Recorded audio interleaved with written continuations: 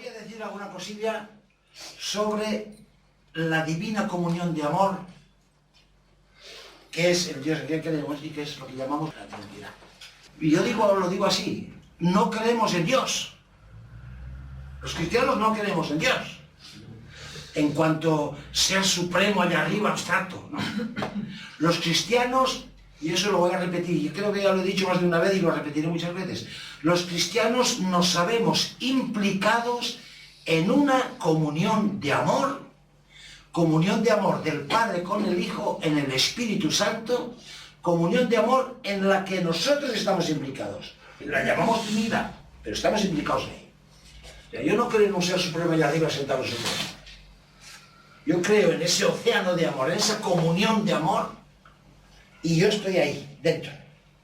O sea, no es algo que me venga de lejos, yo estoy dentro. Un teólogo, por ejemplo, Jünger, un teólogo alemán, actual, dice, la fe en el Dios uno y trino debería caracterizar la existencia cristiana íntegra. Debería determinar íntegramente la liturgia cristiana, la piedad cristiana, la moral cristiana y asimismo la teología cristiana, que es responsable de la verdad cristiana. No sé si les cuento lo que está diciendo. Si no hablamos de la Trinidad, cuando hablamos de liturgia, cuando hablamos de oración, cuando hablamos de dogma, cuando hablamos de piedad, si no hablamos de la Trinidad, estamos fuera del cristianismo. Ese es el núcleo de todo. Otro gran teólogo que ha estudiado muy a fondo, Gisbert Greshak, pero es una mina. Ese hombre se ha dedicado toda su vida a estudiar este tema. Pues dice, la fe en el Dios Trino es nada más y nada menos que una revolución de la imagen de Dios, que afecta también al modo en que nos entendemos a nosotros mismos y la manera como entendemos al mundo. O sea, la Trinidad cambia completamente la idea que nos hacemos de Dios, naturalmente, pero también la idea que nos hacemos de nosotros mismos y la idea que nos hacemos del mundo. Y si prescindimos de ello, pues tendremos una idea teísta de Dios, del mundo, de la vida, de nosotros mismos, pero no una idea cristiana. Por desgracia, en contradicción, podría citar mucho, Santo Tomás, por ejemplo, dice, ser cristiano es creer en la Trinidad, o algo así. O un filósofo, Hegel, que es el padre de toda la filosofía moderna, dice, la Trinidad es el núcleo de toda la fe cristiana, incluso a nivel, desde su punto de vista filosófico, ¿no? Pero por desgracia, en contradicción con esta centralidad que debería tener el misterio de la Trinidad, es un hecho que hay toda una literatura espiritual, libros muy piadosos, libros que explican cosas muy bonitas de la espiritualidad. Hay hasta libros de teología en los que la Trinidad parece ser algo marginal y no cambiaría nada si la Trinidad no existiera. Y entonces me digo, pero ¿cómo puede un cristiano escribir un libro de espiritualidad sin que la Trinidad sea el centro? ¿Cómo se puede escribir teología cristiana sin que la Trinidad sea el centro? Yo personalmente no lo entiendo. A nivel práctico también. La Trinidad para mucha gente no representa nada que sea realmente decisivo en su vida. Cristianos, incluso fervorosos, pero la Trinidad no significa nada real ni concreto. Sí, bueno, es una cosa que hay que creerse, pero no significa nada real en su vida. Y yo recuerdo una vez hablando con alguien, me dijo, la Trinidad, tú hablas de la Trinidad, eso es un dogma que hay que creerse por narices. Él no digo por narices, digo por otra cosa. Eso es un dogma que hay que creerse por narices, pero que no sirve para nada. Trinidad o no Trinidad, eso no me aporta nada, no cambia nada en mi vida real. Dijo, y una persona que realmente era un cristiano, no simplemente de la calle, sino alguien. El gran teólogo Karl Rahner, que probablemente es el teólogo que más ha marcado la teología en el siglo XX, constatando precisamente esto que estamos diciendo y lamentando esto que estamos diciendo, esa tendencia de los cristianos a profesar de boca el dogma de la Trinidad en la teoría, pero que en la práctica de su vida, en su vida religiosamente no tiene ninguna incidencia, dice, en la práctica los cristianos profesan una fe trinitaria, pero viven religiosamente una fe teísta. Teísta quiere decir fe en Dios, Theos, en griego Theos quiere decir Dios. Un teísta es alguien que cree en Dios en Dios como ser supremo, como el ser supremo. Dice, muchos cristianos tienen una fe teísta, aunque de boca profesan una fe trinitaria, Padre, Hijo y Espíritu Santo, en la práctica son teístas. Dice, los cristianos, a pesar de hacer profesión de fe ortodoxa en la Trinidad, en la realización religiosa de su existencia son casi exclusivamente monoteístas. Es decir, creen en un Dios, ser supremo, más o menos lejano, más o menos indefinido, al que se respeta, al que se venera, a veces hasta al que se le teme, al que se invoca en situaciones límite. Pero sigue diciendo Ranes, podemos por tanto aventurar la conjetura de que si tuviéramos que eliminar un día la doctrina de la Trinidad por haber descubierto que era falsa, la mayor parte de la literatura religiosa quedaría casi inalterada.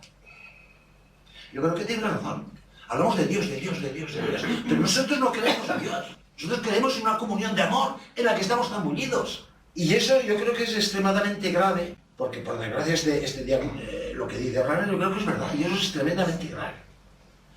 La Trinidad resulta para muchos cristianos, incluidos cristianos fervorosos, y una idea extraña, una cosa oscura, una especie de teoría religiosa, para que se entretengan los teólogos ahí, como no tienen nada que hacer, pues que se entretengan ahí discutiendo, pero que no tiene incidencia en la vida de cada día. Varias veces al día nos persignamos, todos los que estamos aquí, seguro que nos persignamos varias veces al día en nombre del Padre, del Hijo y del Espíritu Santo. Muy bien, lo decimos.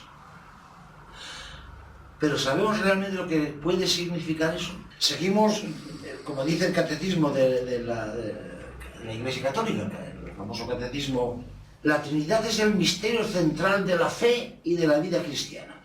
Es el misterio de Dios en sí mismo.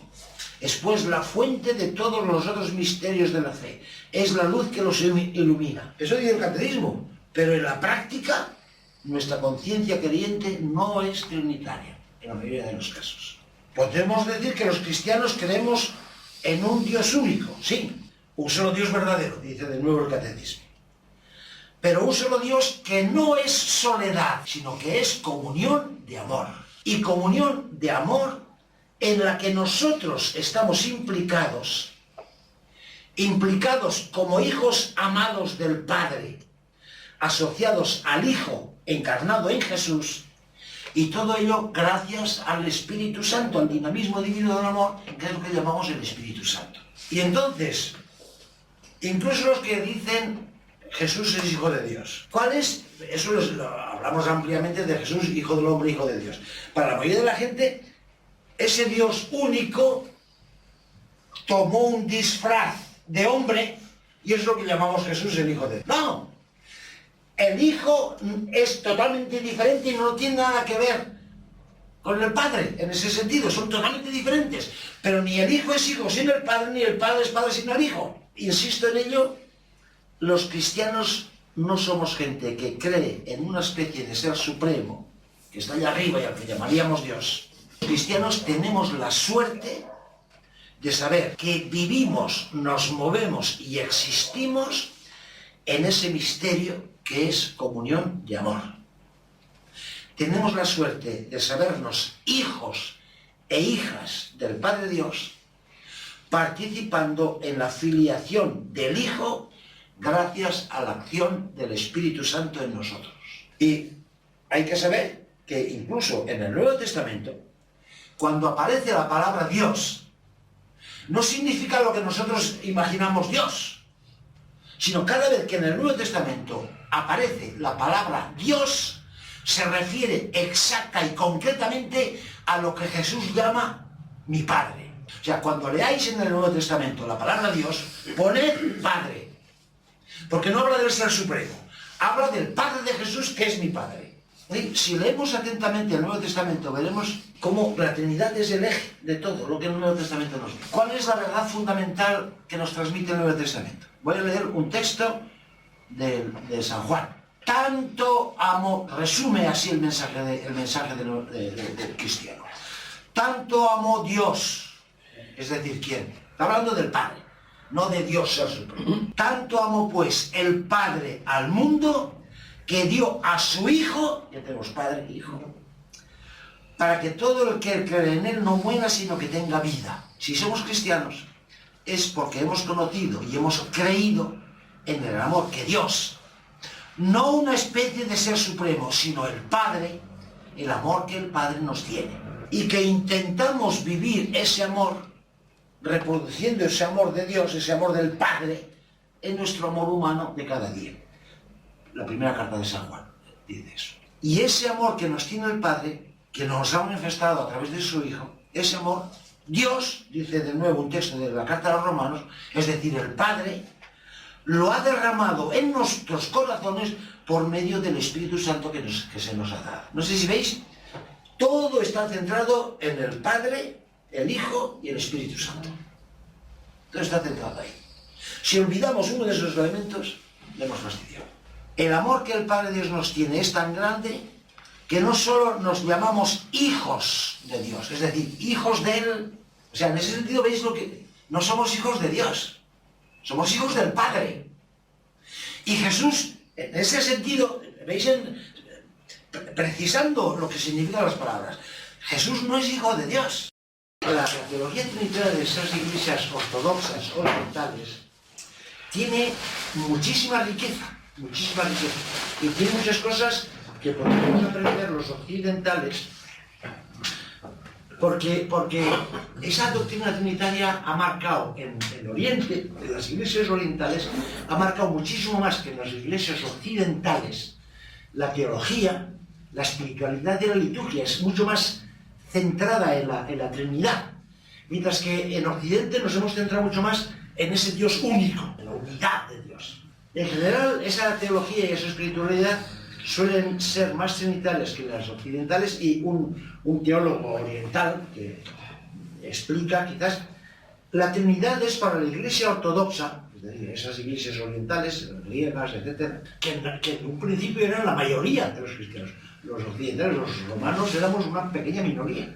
Lo que pasa es que esa minoría ha crecido mucho más y ha sido más expansiva, por decirlo de alguna manera. Esas iglesias orientales han quedado más entre sí, no han tenido ese espíritu misionero hacia afuera. Eso quizás también un poco el espíritu europeo, que es más... Por eso la iglesia occidental latina, de la que nosotros formamos parte, se ha extendido, de hecho, mucho más que esas iglesias ortodoxas, en general de lengua griega y luego rusa, que han sido menos expansivas, por decirlo de alguna manera. Entonces, dice, la Trinidad para la Iglesia ortodoxa es el fundamento inquebrantable de todo pensamiento religioso, de toda piedad y de toda espiritualidad y de toda experiencia cristiana. Ha marcado muchísimo más la Trinidad, esa teología, esa espiritualidad y la liturgia oriental, que la nuestra occidental, que es mucho más racional y unitaria, por decirlo de alguna manera. Y ese mismo autor subraya estas diferencias, ese diferente enfoque. El pensamiento occidental, es decir, el nuestro, parte en la expresión de la Trinidad, del dogma trinitario, lo más a menudo de la naturaleza, Dios, la naturaleza de Dios, para considerar luego las personas. Bueno, sí, ese Dios, que es lo importante, es Padre, Hijo y Espíritu Santo, pero eso queda un poco como segundo aspecto, ¿no? Mientras que los griegos, dice ese autor, siguen el camino opuesto. De las tres personas, lo importante son las tres personas, y de ahí se pasa a cómo son una sola naturaleza divina. Y sabéis que una de las causas, o de los motivos de la separación entre las iglesias ortodoxas y la iglesia, fue un tema trinitario. El que la iglesia occidental introdujo en el credo el famoso filioque. No voy a entrar en los detalles de eso porque nos llevaré lejos y no es el momento. Es decir, ellos dicen, el Espíritu Santo que procede del Padre, y los occidentales dijimos, del Padre y del Hijo, filioque, es decir, del Padre y también del Hijo. Y eso fue uno de los motivos de la división. Pero en fin, no voy a entrar en los detalles que eso comporta.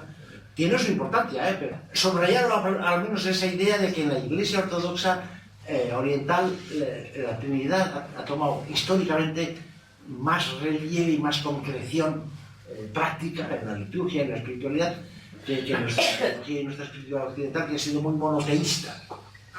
Bien, pasando ya a nuestra Iglesia occidental, entre los grandes doctores de la Iglesia latina, que más profundamente han estudiado y han marcado el estudio teológico de la Trinidad, hay que hablar de San Agustín. San Agustín no lo he bajado porque tiene un libraco de 500 páginas sobre el tema de la Trinidad. Es el primer gran tratado sistemático, por decirlo de alguna manera, completo sobre la Trinidad, de San Agustín. San Agustín, sabéis, es 354 a 430. Él se esforzó mucho, un tratado sistemático así, de un modo completo, un tratado completo y total de lo que es la Trinidad, y se intenta mucho precisar los términos, el término de sustancia, el término persona, y al mismo tiempo él reconoce los límites de todo nuestro lenguaje sobre Dios y sobre la Trinidad, y que son términos humanos que tenemos que precisar lo más exactamente posible para ver exactamente qué es lo que queremos decir, pero no dejan de ser términos humanos filosóficos que aplicamos a Dios, que nos sobreposa por todas partes. De ahí la famosa anécdota, ¿os acordáis? Que no es histórica, pero sí, que ya comentamos el primer día, ¿no? Del niño al lado del mar, intentando meter toda la Trinidad en todo el agua del océano.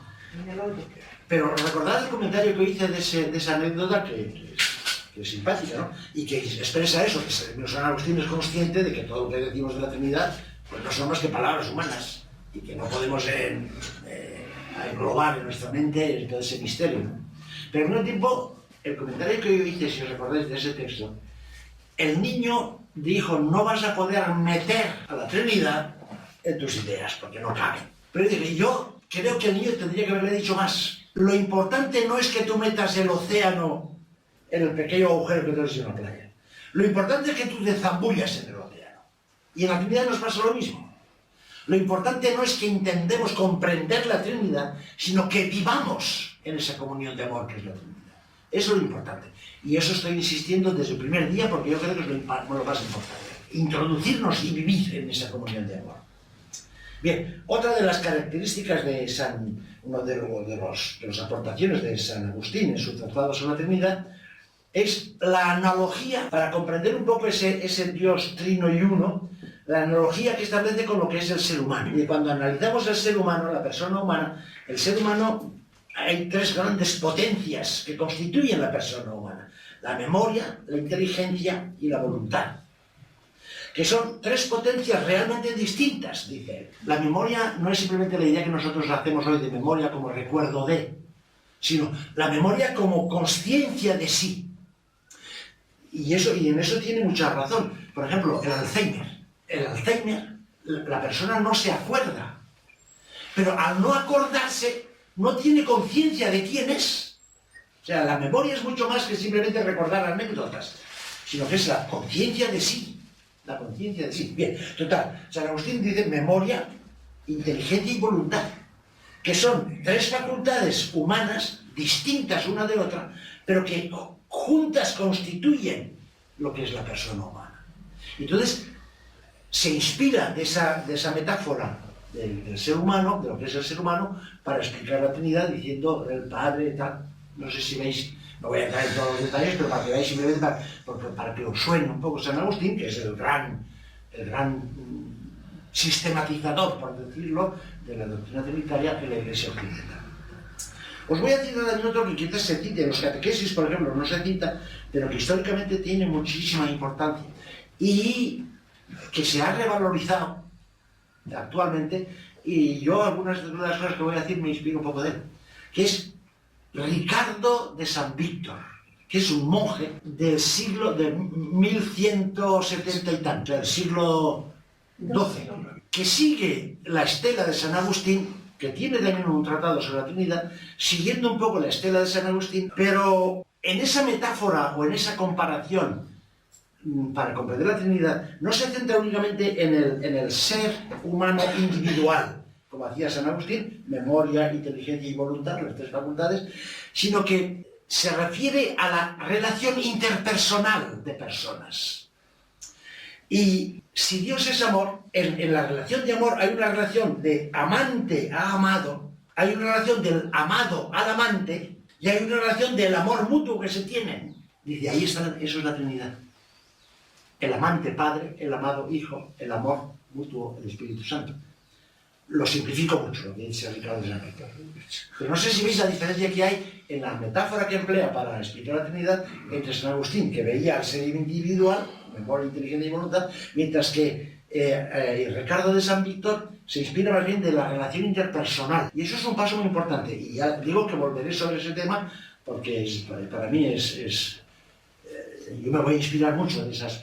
Aunque aparece también esas tres palabras aplicadas a la Trinidad, el amante Dios, Padre, el amado, el Hijo y el amor, el Espíritu Santo, eso aparece ya en San Agustín. Pero aparece ahí como marginal. Ricardo de San Víctor se centra en ese aspecto. Claro, es naturalmente el gran doctor para toda la Iglesia occidental en el tema de la Trinidad, como en toda la teología, ha sido Santo Tomás de Aquino, siglo XIII. Santo Tomás de Aquino es la cumbre de toda la reflexión de la escolástica y la fuente de toda la reflexión posterior sobre la teología en general, y sigue marcando la teología actual en todos los temas, pero también en el tema de la Trinidad. De nuevo, a título simplemente de curiosidad, ellos emplean un lenguaje teológico y filosófico que para nosotros resulta muy extraño. Hablarán, por ejemplo, de una sola naturaleza, la naturaleza divina, un solo Dios. Para nosotros la naturaleza, cuando oyes espontáneamente la palabra naturaleza, lo que pasa es la naturaleza, los árboles, las plantas, los ríos, los océanos. En ese lenguaje filosófico la naturaleza es lo que constituye una cosa. Entonces, por eso dicen, la naturaleza divina es única, un solo Dios. Ahora no es para reír, pero simplemente para curiosidad de todo ese lenguaje. Hay una naturaleza divina, pero hay dos procesiones, y las procesiones no son las procesiones de Semana Santa que nosotros vamos a empezar. En ese lenguaje teológico se dice, el Hijo procede del Padre. Segunda procesión, el Espíritu Santo procede del Padre y del Hijo. Por eso hay una sola naturaleza, pero dos procesiones que dan lugar, Padre, Hijo y Espíritu Santo. Puesto que hay una sola naturaleza y dos procesiones, hay tres personas.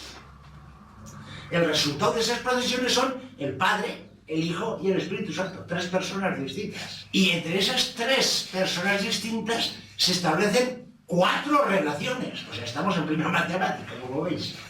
Cuatro relaciones.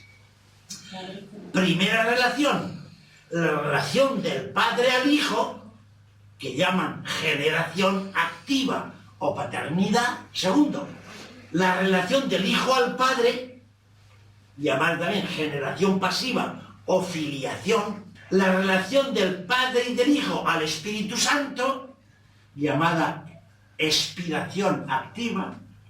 Y cuarta, la relación del Espíritu Santo al Padre y al Hijo, llamada expiración pasiva. Una naturaleza, dos relaciones, tres personas, dos procesiones, tres personas y cuatro relaciones. Y de hecho, dicho así como lo he dicho yo, muy superficialmente, pues es un galimatías.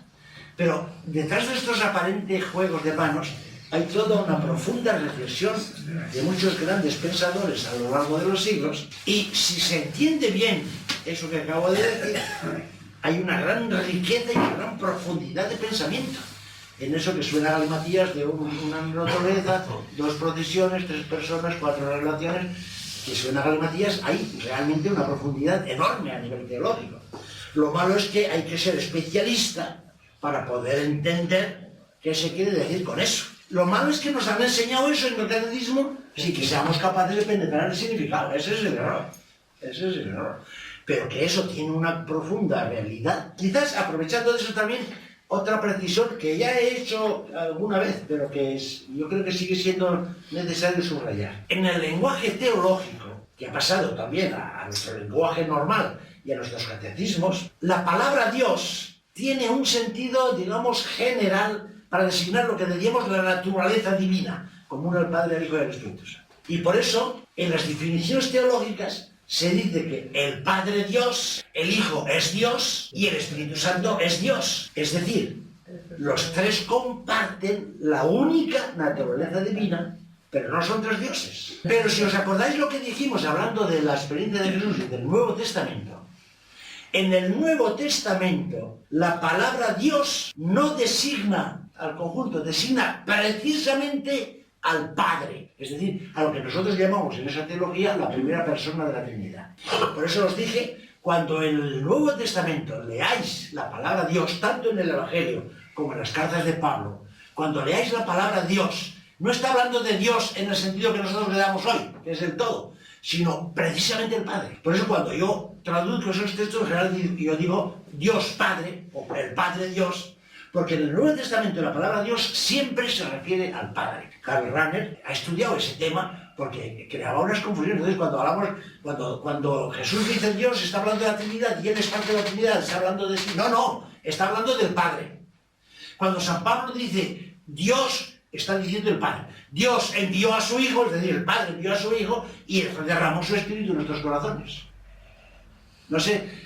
Y yo creo que, a partir que eso pueda parecer una tontería, tiene su importancia cuando leemos un texto actual o un texto de la Biblia, del Nuevo Testamento.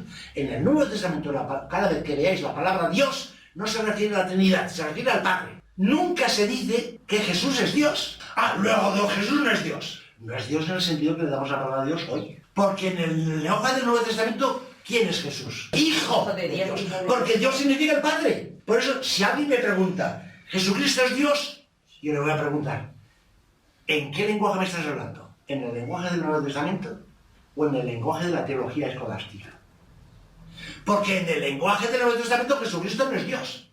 Lo cual no significa que no sea Dios en el sentido que le damos hoy a esa palabra. Dios como la naturaleza divina. Claro que tiene la naturaleza divina. Lenguaje teológico, lenguaje actual. En el Nuevo Testamento está clarísimo que Jesús participa en el mismo ser, leerlo actualmente, que el Padre y que el Espíritu Santo, pero Dios es el Padre, Jesús es el Hijo de Dios y el Espíritu Santo es el Espíritu de amor del Padre y del Hijo. Eso, entre paréntesis, pero que puede ser práctico en ciertas lecturas o cuando lees un texto hay que saber si es un texto del Nuevo Testamento o si es un texto de un teólogo del siglo pasado o de la Edad Media. O sea, como el pensamiento de Santo Tomás, como he dicho, ha sido decisivo en la evolución posterior de toda la teología sobre la Trinidad. Y el mismo Santo Tomás escribe, lo tiene claro, la fe cristiana consiste principalmente en la confesión de la Santa Trinidad. Pero esa afirmación fundamental de la fe fue convirtiéndose poco a poco en un dogma casi irrelevante, y muy poco presente en la reflexión teológica. Y eso viene en gran parte, vamos a decirlo así, la culpa la tiene un poco Santo Tomás. ¿Por qué? Porque a pesar de que él dijo que la fe cristiana consiste principalmente en la confesión de la Trinidad, él, cuando habla de Dios, escribe dos tratados diferentes. Un primer tratado, de Deo Uno, es decir, Dios como unidad, Dios como ser supremo. Y luego añade de Deo Trino. Pero ese Dios uno que hemos estudiado a fondo, su existencia, sus características, quién es, cómo hemos descubierto cuáles son las pruebas de su existencia, Deo uno, pero ese Dios uno es Trinidad. Y entonces añade Deo Trino, de Deo Trino. Esa separación de los dos ha llevado lo central, haya sido ese tratado o esa concepción de Dios como unidad, de Deo uno, y se ha olvidado y se ha dejado un poco de lado el aspecto trinitario de ese Dios. Es que Dios no es uno, Dios es Trinidad. Dios no es un ser supremo, aislado y solitario, sino que Dios consiste en ser comunión de amor. Eso ha llevado, como dice un autor, a un espléndido aislamiento del tema trinitario en las cumbres de la abstracción teológica, y entonces la Trinidad ha perdido su papel, su importancia en la predicación, en la catequesis y en la vida espiritual, porque todo era centrado sobre Dios, Dios como tal, Dios como tal. Es que Dios como tal no existe, el que existe es Padre, Hijo y Espíritu Santo. Esa es la situación a la que se llega después de Santo Tomás a lo largo de toda la escolástica, y al principio del siglo, en el siglo XX, hubo, bueno, ya varios, pero fundamentalmente hay un gran teólogo, al que ya he citado alguna vez, Karl Rahner, que reacciona contra eso y dice, oye, estamos perdiendo el norte. Hemos convertido a Dios Deo uno y la actividad se ha quedado ahí como una especulación para especialistas. No. Y escribe un libro, El Dios Trino como principio, fundamento y trascendente de la historia de la salvación. Y dice, lo que cuenta en la historia de la salvación, lo que cuenta para nuestra vida cristiana y lo que es Dios, no es un ser supremo único, sino que es una comunión de amor trinitario. Y hay que volver a eso, hay que renovar nuestro lenguaje, hay que renovar nuestra teología, hay que poner de nuevo en el centro a Dios como Trinidad para que eso impregne todo el resto de los tratados teológicos. Carrara, digamos, lanzó todo ese movimiento y afortunadamente en la teología del siglo XX ha conocido un poderoso auge de ese estudio de la Trinidad y se podían citar ahí muchos teólogos y yo acabo de descubrir un autor alemán, Gisbert Greshake, que ha escrito un libro que para mí me está cautivando porque precisamente, vamos a ver cómo lo digo yo, para mí esa división de Dios, de Deo Uno y de Deo Trino, jamás me gustó, ya cuando era estudiante. No, si Dios es Trinidad, Dios es Trinidad, hay que empezar por ahí. Luego, a lo largo de mi vida, la Trinidad ha sido central. Para mí, Dios no era el ser supremo, y eso lo he repetido miles de veces. Dios no es el ser supremo. Dios es una comunión de amor en la que estamos zambullidos. Entonces, este señor parte de ahí, pues me está encantando. Por una parte, me está, perdona que lo diga así un poco orgullosamente, me está confirmando que la línea que yo tenía, o por la que yo iba, no era tan descabellada, sino que es la línea real. Me está confirmando, y claro, al mismo tiempo me está aclarando, porque él sabe mucho más que yo. Es un profesor alemán. Os leo la presentación que hace en la solapa del libro. La confesión de Dios uno y trino se encuentra en el centro de la fe cristiana. El cristiano es bautizado en su nombre y son incontables las oraciones que se dirigen a él. No obstante, llama la atención el hecho de que en nuestro tiempo, en la teología, la Trinidad parece ser una especie de reliquia sagrada, pero relegada, tan alejada de los planteamientos teológicos actuales. Frente a ese escenario, el autor, es decir, este profesor de teología alemán, muestra que la fe cristiana solo puede ser comprendida total o parcialmente si se comprende a Dios no como una unidad monárquica, sino como una comunio, dice él. Yo lo llamo comunión de amor trinitario. Es decir, como comunidad de tres personas cuya unidad es la del amor recíproco.